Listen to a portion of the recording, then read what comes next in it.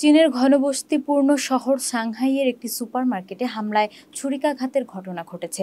এতে অন্তত ৩ জন নিহত হয়েছে, আহত হয়েছে আরও ১৫ জন। ১ অক্টোবর মঙ্গলবার হতাহতের তথ্য জানায় দেশটির পুলিশ।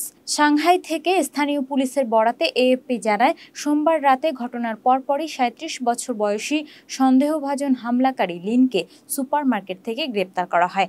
এছাড়াও ব্যক্তিগত আর্থিক বিরোধের কারণে হামলাকারী এই ঘটনা ঘটিয়েছে বলেও জানা যায়। দেশটির পুলিশের পক্ষ থেকে আরও জানানো হয়, আহত অবস্থায় ৮ জনকে চিকিৎসার জন্য হাসপাতালে নেওয়া হলে সেখানে ৩ জন মারা যায়। আহত অপর ১৫ জনের অবস্থা শঙ্কামুক্ত। চীনে ছুরি সহিংসতার অপরাধ অস্বাভাবিক কিছু নয়। সেখানে আগ্নেয়াস্ত্র কঠোরভাবে নিয়ন্ত্রণ করা হলেও সাম্প্রতিক বছরগুলোতে স্কুলে এ ধরনের হামলা ঘটেছে।